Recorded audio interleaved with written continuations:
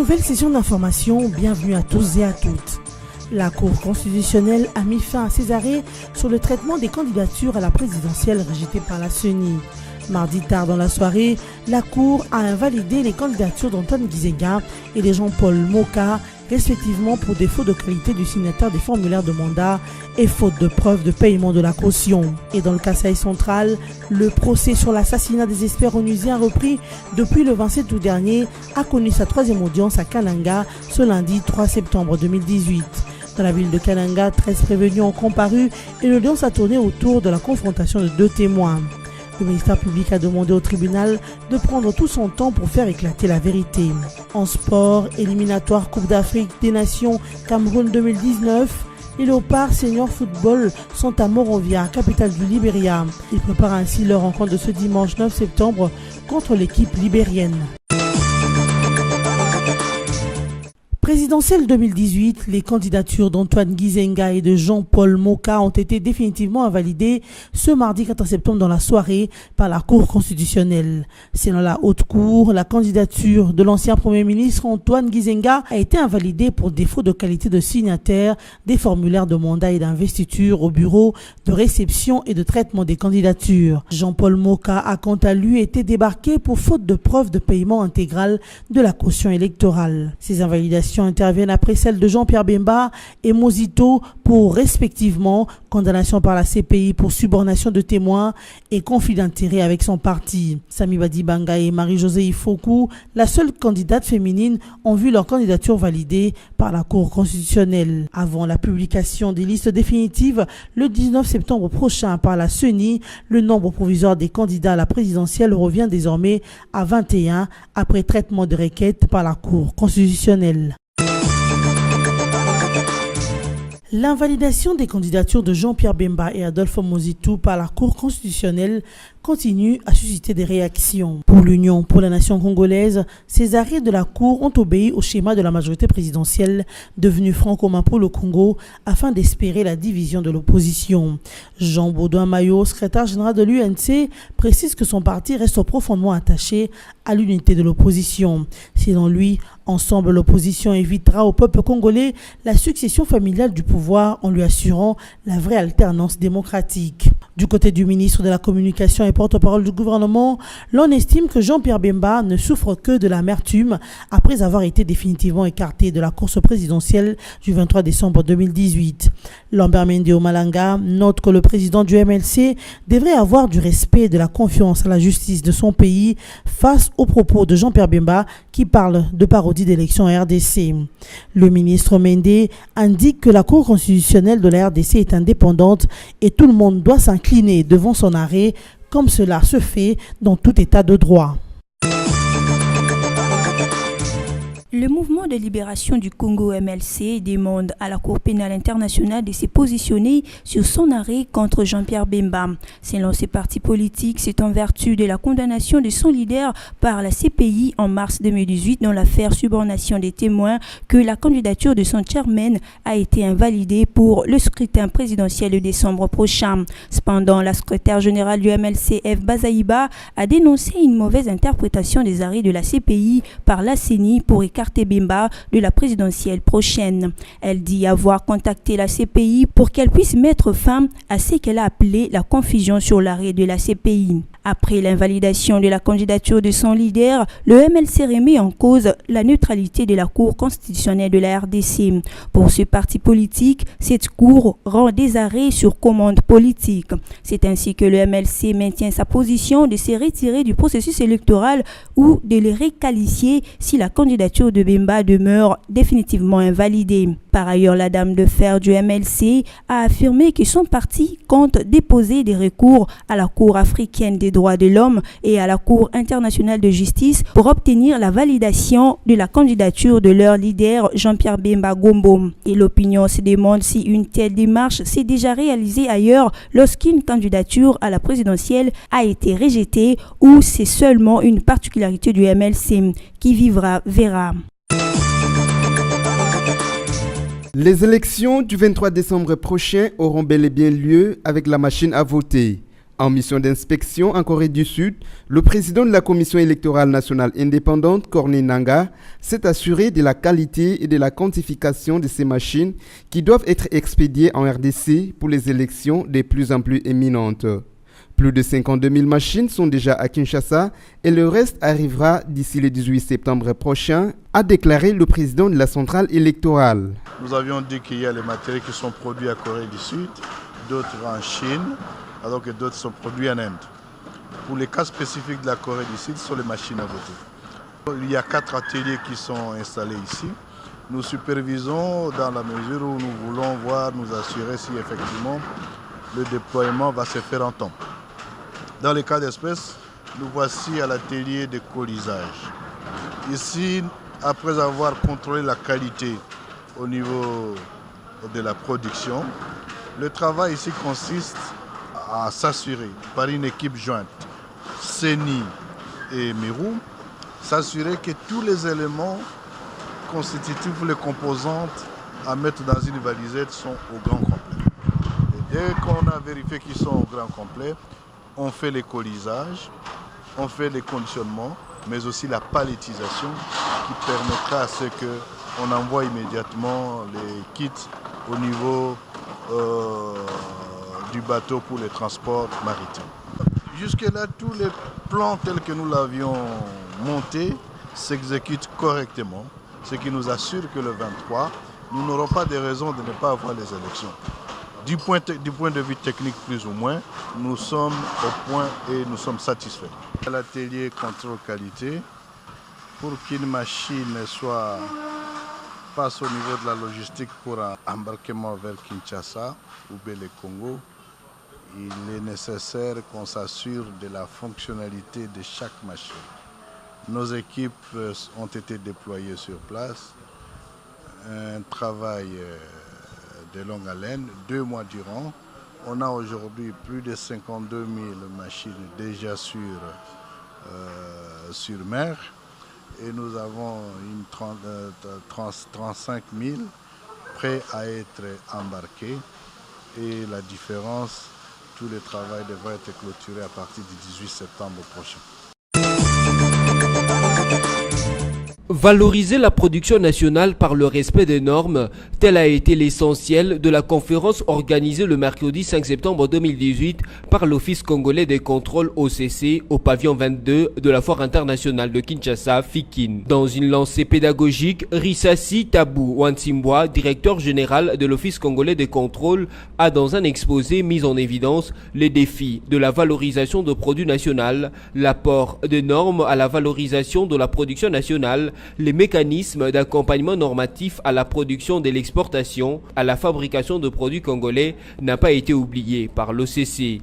Poursuivant son exposé, le patron de l'OCC a explicité ce que sont les normes. Ces dernières sont des exigences ou spécifications d'ordre qualificatif formellement établies pour satisfaire aux attentes de parties engagées dans une transaction pour répondre à un usage bien précis. Il s'y est de souligner que cette activité a été également marquée par la visite de stand. Le président du conseil d'administration de l'OCC a donné à la fin de cette visite les raisons d'être de la promotion des normes par l'OCC ce jour. Aujourd'hui, l'Office congolais de contrôle vient d'organiser cette journée sur la norme en vue de démontrer à la population congolaise que l'Office congolais de contrôle a tous les moyens et toutes les compétences pour certifier les normes, la qualité, la conformité des produits et services consommés par le peuple congolais. 4 personnes ont trouvé la mort dans un naufrage sur le fleuve Congo dans la nuit du dimanche 2 à lundi 3 septembre 2018. Cet accident s'est produit à Kwamut dans la province de Mai-Ndombe. Un bateau en provenance de Kinshasa, le Mbemboto 2 de la société de transport maritime, transport frigorifique charentais TFC, a heurté une pirogue. Celle-ci transportait 4 personnes de la même famille qui voulaient s'accrocher au bateau comme c'est l'habitude de beaucoup de pironniers sur le fleuve Congo. Les 4 personnes sont depuis portées disparues et leur pirogue fracassée. Le premier magistrat assistant du procureur du parquet de Kwamouth est descendu sur le lieu pour le constat. Il affirme l'arrestation du capitaine et dit avoir à raisonner ses bateaux. Les recherches pour retrouver le corps de victimes sont en cours. La troisième audience dans l'affaire de l'assassinat des 2 experts de l'ONU a eu lieu ce lundi 3 septembre 2018 au tribunal de garnison de Kananga dans les Kasaï centrales. 13 prévenus ont comparu et l'audience a tourné autour de la confrontation du témoin Jean Bosco Mukanda et du prévenu et chef du village où les Onusiens doivent avoir trouvé la mort, Constantin Tchindime alias Boulaboula. Alors qu'il sollicitait une libération provisoire, Boulaboula a accusé les témoins d'être non seulement un milicien, mais aussi d'avoir été l'homme de main de Vincent Manga, un autre prévenu. Boulaboula est allé jusqu'à confier au tribunal que c'est Vincent Manga qui a commis ce meurtre sur ordre de quelques autorités de Kananga. Après rejet de la demande de mise en liberté provisoire du prévenu Boulaboula, le tribunal a signalé que beaucoup d'indices de culpabilité pèsent sur lui. Le ministère public a quant à lui estimé que ce procès ne devrait pas se dérouler dans la précipitation. Mettant un accent sur la complexité de cette affaire, le ministère public a demandé au tribunal de prendre tout son temps pour faire éclater la vérité. Suspendu depuis 1 an sur demande des Nations Unies, ce procès sur l'assassinat des experts de l'ONU a repris depuis le 27 août dernier devant le tribunal de garnison de Kananga. Il s'est de rappeler que les 2 experts de l'ONU, Zaïda Catalan et Michael Sharp, ont été assassinés en mars 2017 au Kasaï central. Ils enquêtaient sur le phénomène Kamina Sampou qui avait plongé l'espace kassaïen dans une insécurité et dans un bain de sang sans précédent. Le ministre de la Justice Alexis Tambwe Mwamba a été entendu par les enquêteurs belges le mardi 4 septembre courant sur son implication dans l'affaire de l'abattage de l'avion de l'ancienne compagnie aérienne congolaise Congo Airlines en 1998. Depuis les dépôts de la plainte en juin 2017 par l'avocat des victimes, le ministre Tambwe Mwamba s'est toujours montré favorable à l'idée d'une quelconque audition. Difficile de savoir ce qui s'est concrètement dit entre les enquêteurs et les ministres de la Justice lors de leurs 4 heures d'entretien. Suivant le communiqué de l'avocat belge du ministre Tambwe Mwamba, les enquêteurs se sont surtout intéressés au passé de son client et à son rôle lors de son passage à la rébellion du RCD Goma. Tambwe Mwamba a alors fait savoir qu'il n'avait pas de rôle décisionnel et qu'il avait appris l'attaque de cet avion qu'après son abattage par le DCA du RCD Goma. C'est à présent au juge d'instruction bruxellois de mettre un jugement sur base de cette audition ou de décider d'autres devoirs d'enquête éventuels s'il entend les poursuivre. Les Léopards Senior Football de la République démocratique du Congo sont en Monrovia, la capitale du Libéria, pour préparer leur rencontre de ce dimanche 9 septembre 2018 contre l'équipe nationale libérienne pour le compte des éliminatoires de la Coupe d'Afrique des Nations 2019. Le fauve RD congolais, bien que confronté à un programme de préparation quelque peu perturbé, se sont entraînés pour la première fois le mardi 4 septembre dans une journée entièrement pluvieuse. Parmi les grands absents du contingent qui se présentera à Monrovia, on compte Yannick Bolassi, Jordan Ikoko et Niskins Kebano, tous blessés. Notez que ce match compte pour la 2e journée du groupe G des éliminatoires CAN Cameroun 2019. Au chapitre des interclubs de la CAF, retenez que l'AS Vita Club affrontera le club marocain des RS Berkane en quart de finale de la 15e édition de la Coupe d'Afrique des Nations. Alors que le TP Mazembe jouera lui ses quarts de finale de la Ligue des Champions face au club angolais des Primeiro de Agosto. Voici l'essentiel de l'actualité de ce soir. La Cour constitutionnelle a mis fin à ses arrêts sur le traitement des candidatures à la présidentielle rejetées par la CENI. Mardi tard dans la soirée, la Cour a invalidé les candidatures d'Antoine Gizega et de Jean-Paul Moka, respectivement pour défaut de qualité du signataire des formulaires de mandat et faute de preuve de paiement de la caution. Et dans le Kasaï central, le procès sur l'assassinat des experts onusiens repris depuis le 27 août dernier a connu sa 3e audience à Kananga ce lundi 3 septembre 2018. Dans la ville de Kananga, 13 prévenus ont comparu et l'audience a tourné autour de la confrontation de 2 témoins. Le ministère public a demandé au tribunal de prendre tout son temps pour faire éclater la vérité. En sport, éliminatoire Coupe d'Afrique des Nations Cameroun 2019, Les Léopards Senior Football sont à Monrovia, capitale du Libéria. Ils préparent ainsi leur rencontre de ce dimanche 9 septembre contre l'équipe libérienne. Fin de cette édition d'information. Merci de nous avoir suivis.